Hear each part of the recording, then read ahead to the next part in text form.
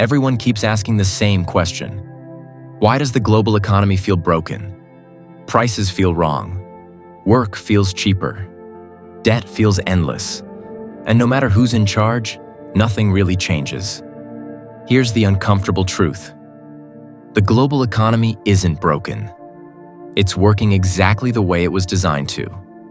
And once you see that design, you can't unsee it. Right now, this matters because we're living in a moment of confusion. Governments say growth is strong, markets hit record highs, headlines talk about recovery. But millions of people feel poorer, more stressed, and more replaceable than ever. That gap isn't an accident. It's the system doing its job.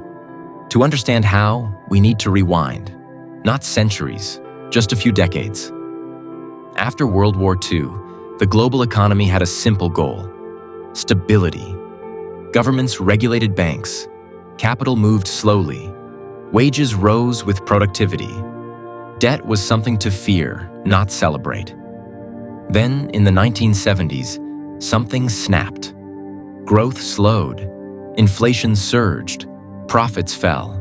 And powerful institutions, governments, banks, corporations, faced a problem. How do you keep profits rising when real growth slows? You redesign the system. Instead of building wealth through wages, you build it through assets. Instead of stability, you prioritize flexibility. Instead of limiting debt, you turn it into fuel. Money stopped being a tool.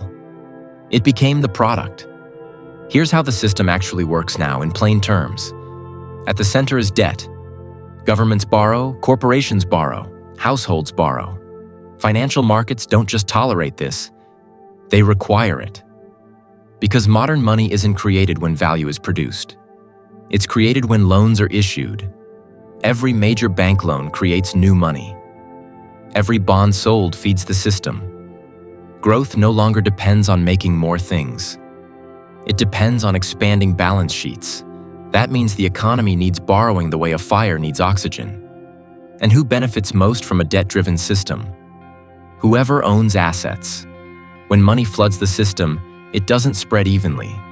It moves toward stocks, real estate, and financial instruments, things already owned by the wealthy. Asset prices rise faster than wages. Debt gets cheaper for those who already have collateral. Risk is rewarded, but only if you can afford to take it. This isn't a bug, it's an incentive structure. Now comes the uncomfortable math. If wages grow at 2%, but assets grow at 7%, inequality isn't a moral failure, it's arithmetic. The system quietly transfers value upward, not through corruption or conspiracy, but through design. Meanwhile, public messaging tells a different story.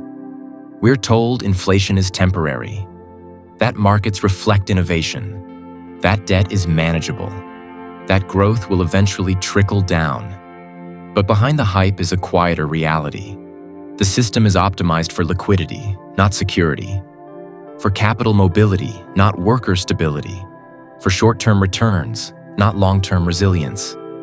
That's why companies cut jobs while profits soar, why housing becomes an investment before it's a home, why crises are catastrophic for some and wildly profitable for others. Each shock doesn't break the system, it concentrates it. Look at every major crisis: the dot-com crash, the 2008 financial crisis, the pandemic. Each time, markets recover faster than people. Each time, asset owners emerge stronger. Each time, debt expands, not shrinks. The system doesn't learn to stop crises. It learns how to survive them better. There's a quiet irony here. We argue endlessly about policies, elections, and leaders, but the deeper logic barely changes. Because the real power isn't who governs, it's how money flows. Change the flow and behavior changes automatically.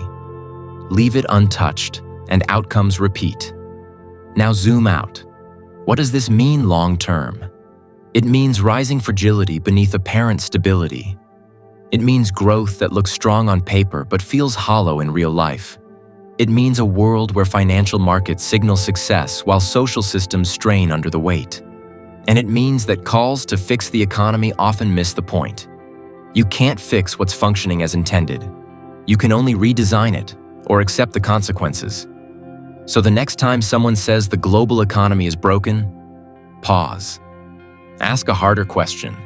If this system keeps producing the same winners, the same pressures, and the same crises, what exactly do we think it was built to do?